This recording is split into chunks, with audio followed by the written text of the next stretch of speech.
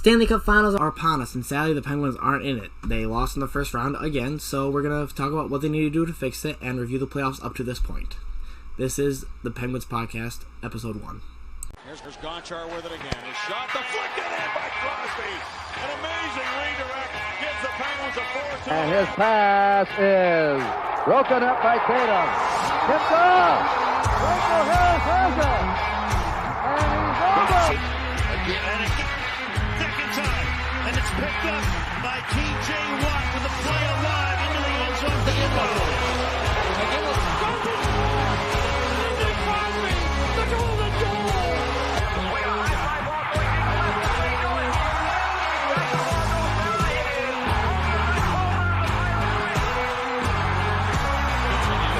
It is Here he comes. Here he comes.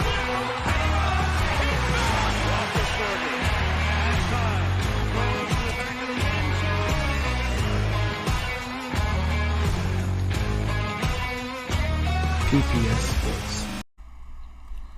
So up to this point in the playoffs, in the East, you had the Panthers beat the Capitals in round 1 in 6 games. The Capitals looked like they had a decent shot early there to maybe upset the Panthers, but the Panthers came out and won. Toronto loses in the first round again. Shocker. They put up a really good fight, but ultimately Tampa Bay was the better team. Bruins versus Carolina, you had a 7-game series where the home team won every single game.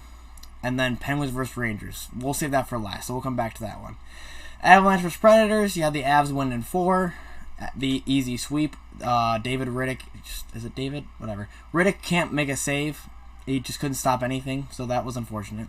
Wild versus Blues, my second favorite team, the Wild. They lost round 1, so just don't have me for your team and you'll probably win.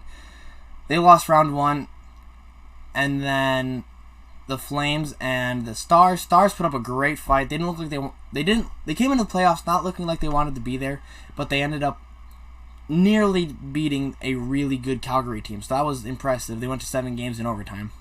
And then Oilers and Kings. Oilers won that series pretty handily, pretty simply, not too bad. Now for the Penguins versus Rangers. So I went into this series fully expecting the Penguins to lose. So I wasn't really shocked when they ended up losing.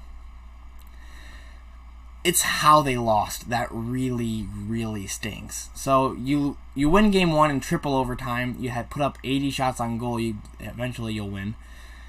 Game 2 they lose. I was like, yeah, okay, that seems reasonable. Game 3, I felt that was. Game 3 was interesting. They obviously won. I was feeling pretty good.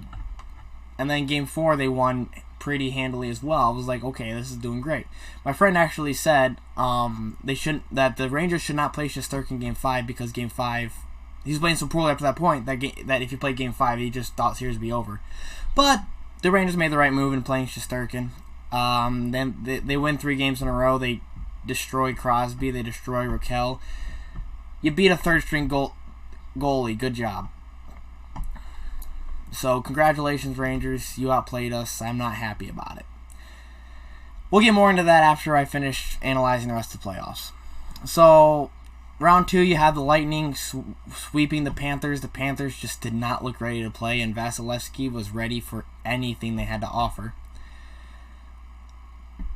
Then you have the Rangers versus Carolina. I really thought Carolina would beat the Rangers and avenge the Penguins, but nope. I was wrong, per usual. I thought that Carolina would win all the home games and win, but nope. Rangers needed one in Carolina, and that's all it took to win the series. Tampa Bay versus the Rangers. Tampa Bay wins that in 6. The Rangers came out with the 2-game start, winning. Then they lost 4 straight to give Tampa the victory. In the West, you had the Avs beating the Blues in 6. That was a scary series. It was very heavy hitting. Nazem Kadri. That's terrible. Everything that happened there. I'm not even gonna lay my 2 cents there. I'm not gonna say who did what. I don't have opinions on what happened. Anybody who's being racist towards Nazem Kadri, terrible. Battle of Alberta, Oilers versus Flames. Oilers got it done in, I think it was 5, after losing the first game 9-6. And then Avs versus Oilers. Not a great series. I was hoping that it would go longer because I jumped on that Connor McDavid bandwagon, was rooting for him, but tis what it is. So now we're on to the finals. You got the Avalanche going against the Tampa Bay Lightning. Tampa Bay could get the 3-peat, or the Avalanche could I don't want to say upset, but they could win it. They could win the cup pretty easily. I think either team could win the cup pretty handily. So, if you want to know my overall prediction, I think that it's going to be close. I think it comes down to whether or not I think it comes down to how Vasilevsky plays, and comparatively how I think it's Francois. I can never say his name. The Avs goalie plays. So depending on how the Avs goalie plays compared to Vasilevsky, and how if he can stop Nathan McKinnon and Cale Makar and Nazem Kadri and that entire Avalanche team, that'll really determine the series. I could see it where it flip-flops the entire way. I could see it going 7 games. I could see it being 4 for either team. I have no idea. This is a crazy one where I feel like I can't really tell who has the upper hand. Like, up to this point, I could kind of guess who had the upper hand in most of these series. Like, the only one I would say that I would have picked wrong pretty confidently picked wrong was the Tampa Bay and Florida. I would have picked Florida pretty happily, but otherwise, pretty much all the matchups make sense. I mean, I picked the Penguins, but bias. So, this one's probably the toughest so far. I lean towards, obviously I'm root for the Avalanche because I don't want to see a 3-peat. I liked the Penguins back-to-back. They couldn't get the 3-peat, so neither should the Lightning. I'll take the Avalanche in, we'll say 7. We'll just say 7.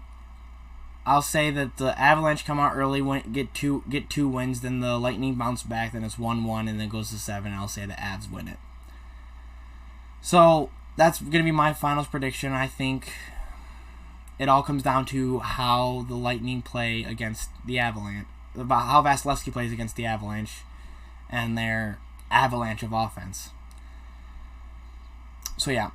Anyway, from there, what should the Penguins do this offseason to retool or rebuild or whatever? So, they currently have about 5 or 6, I guess it's 7, I have a list here. They have 7 UFAs that need re-signed or they're going to go to free agency. They just re-signed Russ for $30 million over 6 years, so $5 million a year, which is a great deal for them. Absolutely fantastic. And from there, they have about $24 million they can spend. Jack Johnson is still taking up about $2 million off the cap every year, so that's unfortunate. But you got to do what you got to do. And he's on the cap until 2026, so that's no fun. The other UFAs they have to sign are Malkin, who I would love to see. He's my favorite Penguin currently, so I would love to see them resign him. Tanger, I've heard. It seems like they're not going to re-sign Tanger. I would be disappointed because the trio is fantastic, but I wouldn't be surprised if they don't re-sign Tanger. Rickard Rakell, I would love to see him come back. I think he's more important than Malkin, to be honest, but my bias wants Malkin back. Both backup goalies, Casey DeSmith and Louis Domingue, re-signed. I imagine they might re-sign Domingue and let DeSmith walk just because you don't have the money for both. Then from there you have Evan Rodriguez, who's an unrestricted free agent. They'll re-sign him. He won't be that expensive, probably about $1 million, give or take. So he'll come back. I'm almost positive on that. And then finally Brian Boyle. Brian Boyle, I wouldn't care either way as long as they don't overpay him. He's not going to be worth much. He doesn't have that much value to him at this point. He's 37 and just not worth it. When it comes to restricted free agents, it's Sperry Kapanen and Danton Heinen. I like them both. My issue is if you qualify Danton Heinen, you have to pay him. So it's like, do we really need to pay him? Like, there's other pieces that I feel are more important that we would need to go get. Like, for instance, just adding depth on defense. Because if we lose Letang, you need to replace him. And then, so the interesting thing after that is you have players that could get called up to the NHL. So, players that the main player I want to keep my eye on is Pierre-Olivier Joseph. So, he's a defender who I think he's 19 or 20, and he's been really decent for Wilkes-Barre Scranton Penguins. So, it'll be interesting to watch and see how the Penguins use him and see if they pull him up to the NHL, even for a bottom two defender. Just put him on a bottom line with like Matheson or Pettersson. So that'll be interesting to see. Radim Zohorna might get called up again, which would be interesting to watch. I think he'd be really good for depth. So you make the 4 centers, Sid. Then if Malkin's gone, then probably Jeff Carter, Teddy Bluger, and Radim Zohorna. So you fill out the lines based on that. I feel like that would be a decent thing to run with. Then you wouldn't necessarily have to resign anybody. So it'll be interesting to watch what they do. I think they should resign Raquel, Malkin, and then Letang. Just because that's probably the best thing for the future. If you were going off of just let's send them to the Cup, re-sign everybody on cheap deals. Tell Malkin and Letang you're running it back for a season, and just leave it at that. Just say if we don't go anywhere, you're free to go next year. But we want you to come back, and we're going to send money to anything to get you a third cup. Oh, that'd be a 4th cup. So that's my thoughts regarding that.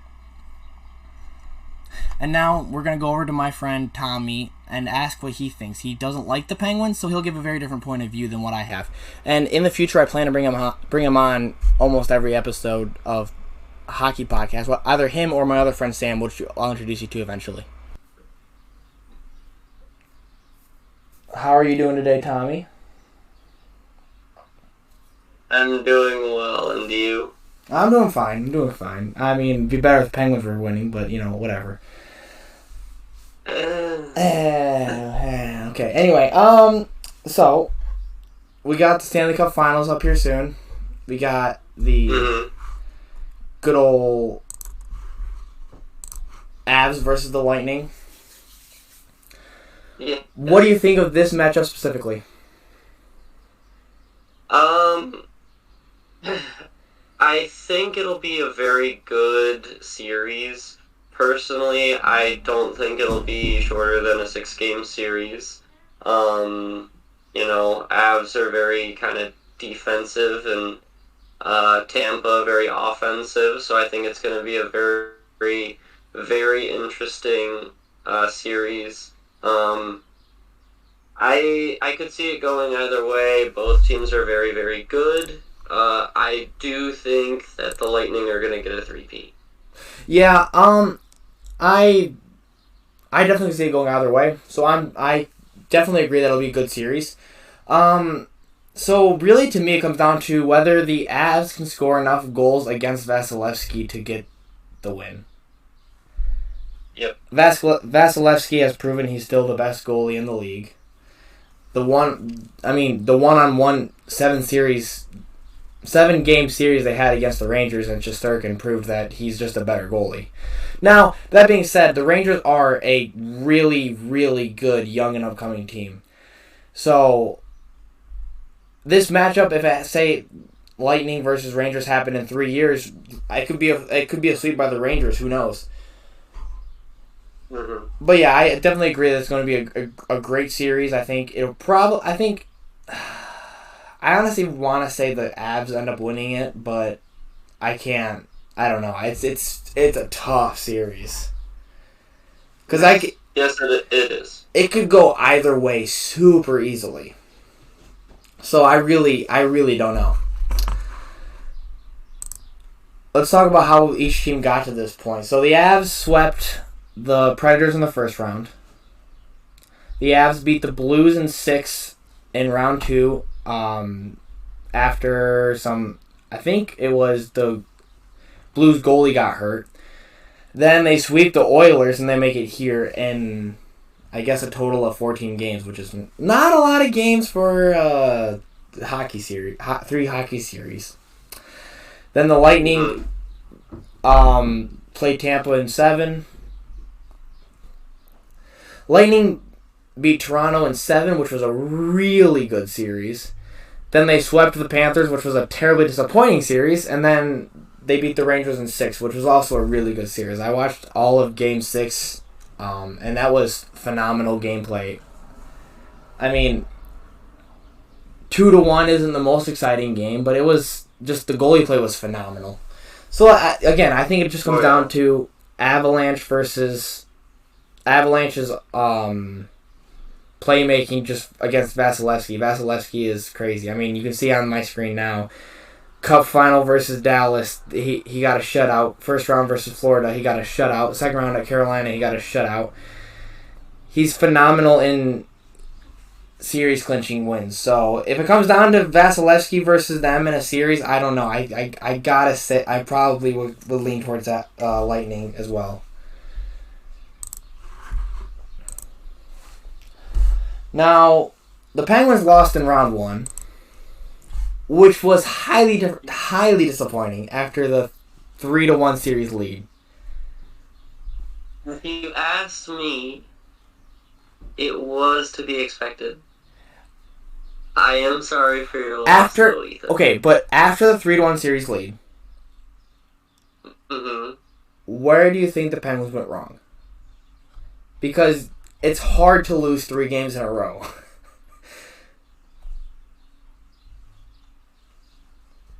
Do you think? I mean, there's my personal bias of rivalry against any of your teams, period. And then That's fair. there's my unbiased side. My biased side basically says that they trusted in Jari too much, and then they had to play, backup goalies. My unbiased side says kind of the same thing of they didn't rely on Jari, but I mean he's your starter.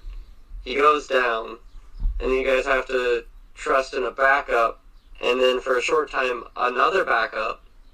Right. I can't remember, but weren't there multiple player injuries as well? Wasn't Crosby? Yeah, so Crosby was hurt halfway through Game 5, and then he was out for all of Game 6. Raquel got hurt Game 1, and it never came back for the series. So we had injuries. But Jacob Trouba, I hate you, but that's okay. So I don't think the Raquel injury made a difference at all. Crosby, his injury definitely made a difference. It's just, give me a moment.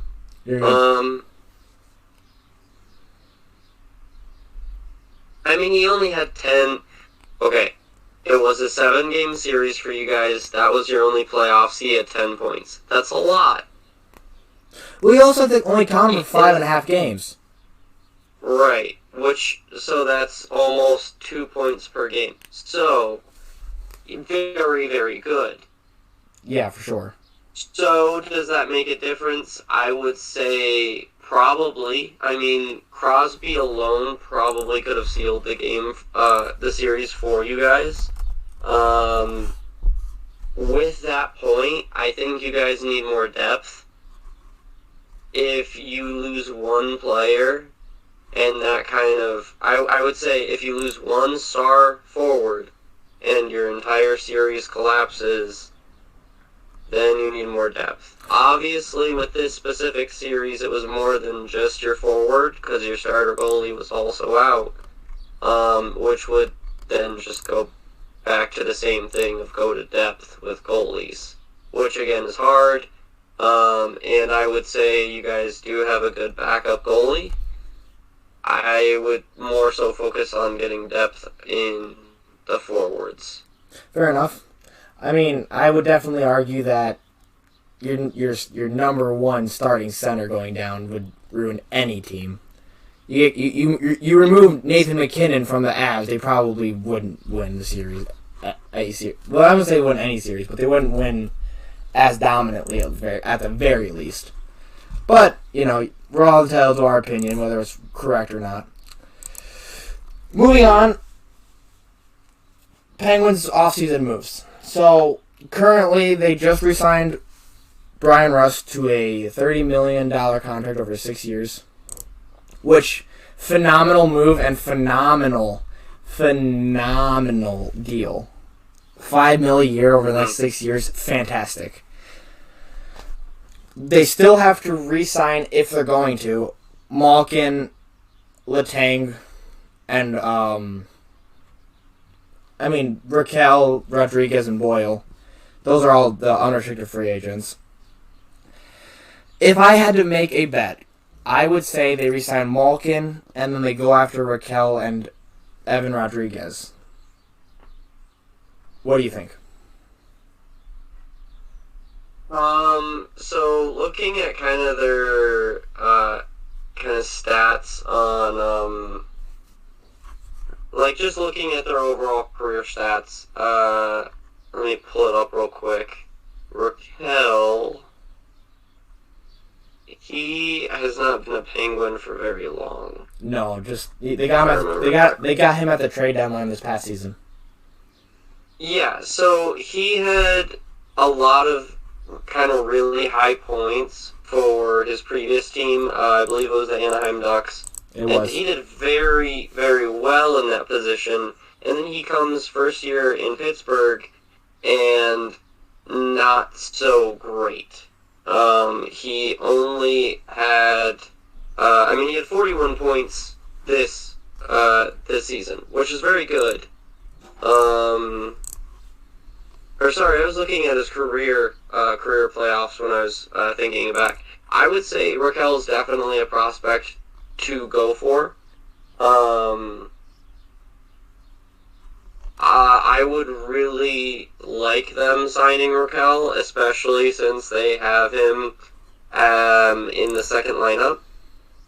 Yeah. Evan Rodriguez, I would also kind of like the signing of. He's in their fourth line, but I could definitely see him moving up to the third or second, if need be. Yeah. And then Brian Boyle was another UFA, if I remember correctly. Yes, he was. I don't know if I mentioned his name or not, but yes, he was. He's really old. He's 37. Yeah. Coming from a football perspective, he's very old. Well, that's old for hockey, too. It's not just football. Yeah, and his 2021 to 2022 kind of stats, he played in 66 games for 11 goals, 10 assists, 21 points in total. Yeah. And he had 27 penalty minutes. So, not a lot, but I don't think you should sign him, especially for the value you would. Right. I think it's just going to be a waste of money and cap. Yeah, because he wouldn't even be a top line player.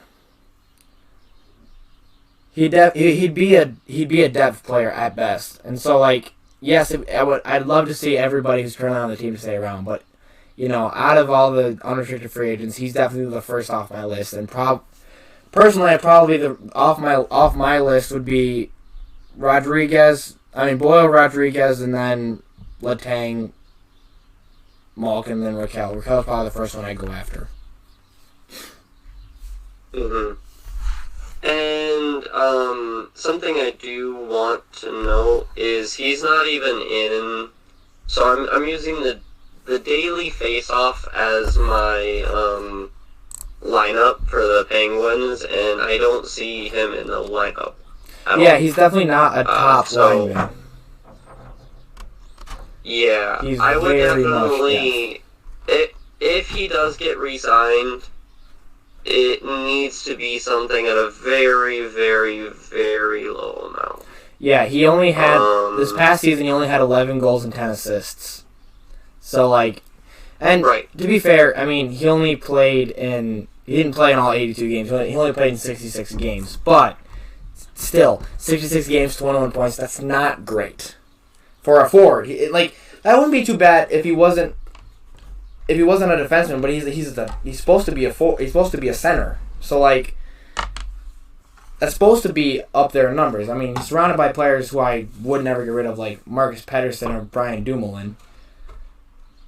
Mm-hmm. So again, it wouldn't be bad if he was a center, but if he wasn't a center. But yes, thank you.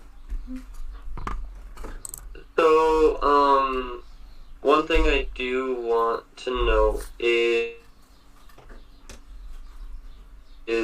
he does have a pretty good shooting percentage. But he didn't have many shots. He had 87 shots. But he did get one game-winning goal and one shorthanded goal.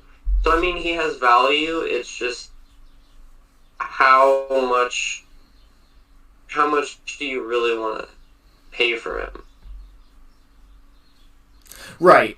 I mean, maybe with how tight we are in cap, I think if you resign him, you're getting him for $1 million or at max. I don't know what his current contract looked like, but you can't pay much for him.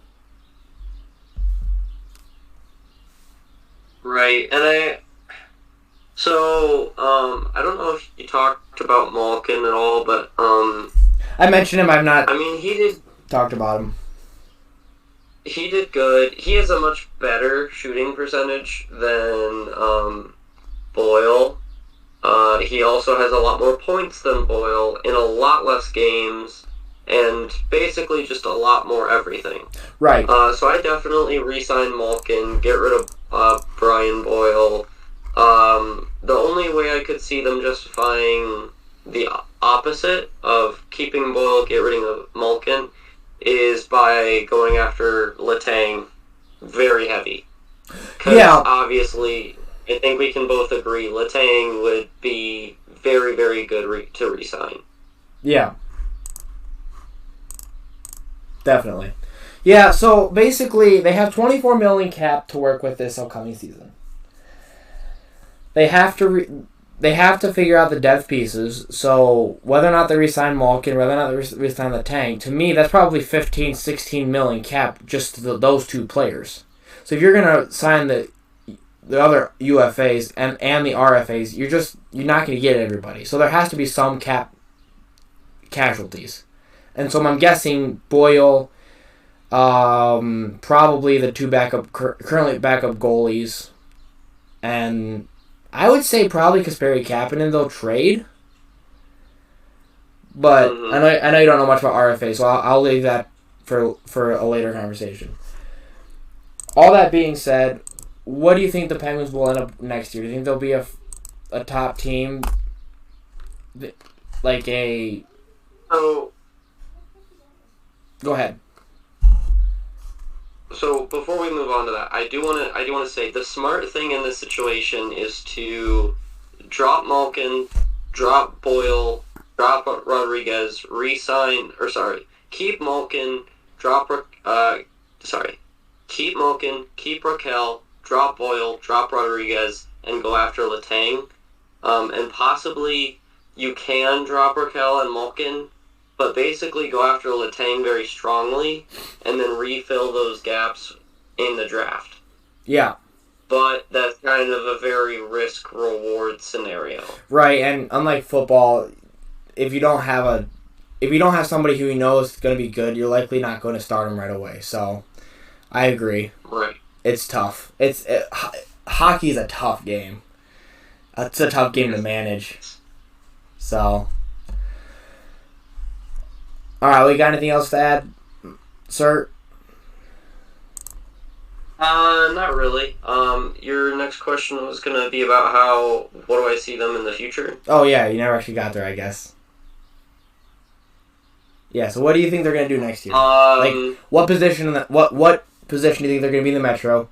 Do you think if they make the playoffs, how far do they go? Are we just done, or should we just give up on the triad that we have, or what do we do?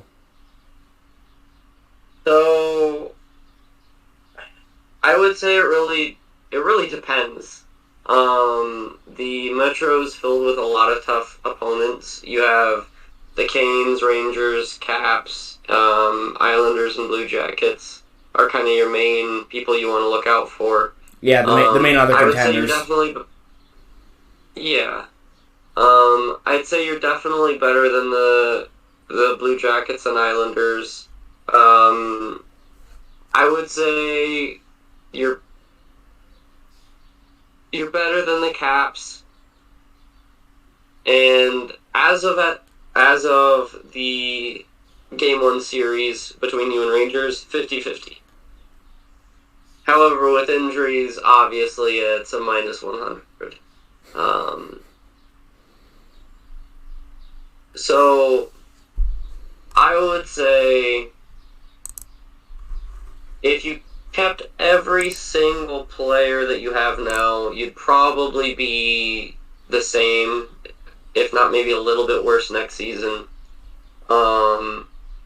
I'd say if you guys can make some key signings, and bring Letang back, I think you guys could continue to be a contender. But if you guys don't bring Letang back and I guess just kind of be conservative rather than being aggressive, because most of your roster is getting old, besides Brian Rust and Jake Gensel. So if you don't, I would say if the Penguins don't act quickly to either be a contender next year, to be a winner next year, then they have to be aggressive to the long game. Otherwise, I could definitely see a 2 to 3 year drought. Yeah, where you guys are low. Yeah, at least. Because I know Crosby said he wants to play at least 3 more seasons, which, more power to you, please do. But, yeah, if we don't hit that mark within the next year, I would say go all in the next 3 years with Sid. When Sid retires, go for the rebuild, if not just the retool, and just go all in for the future after that. Yeah. Anything else you'd like to add? I don't think so. I think that's all for me. All right, well, thank you for joining me on my show. And as always, have a good one. Appreciated. All right, well, that was definitely some opinions there. I definitely don't agree with everything he said. He's obviously we're not going to agree, but that's why I bring him on, because I like to hear a different opinion. If you always surrounded yourself with yes men, you would never get somewhere. So you always need to find somebody who challenges what you think and you can build off of, because if you just you're never gonna grow if you just surround yourself with people who agree and just the same team fans. It's not even fun. If I just invited only Pittsburgh fans, it wouldn't go anywhere. Well, thank you so much for watching. If you got this far in the video, leave a like and subscribe. I plan to try to do weekly videos. We'll see how it goes. I'm very busy with my life right now, so thank you for watching. I hope you enjoyed. Leave your comments below. Any criticisms, anything you disagree with, anything you agree, especially for Pittsburgh fans. Thank you so much.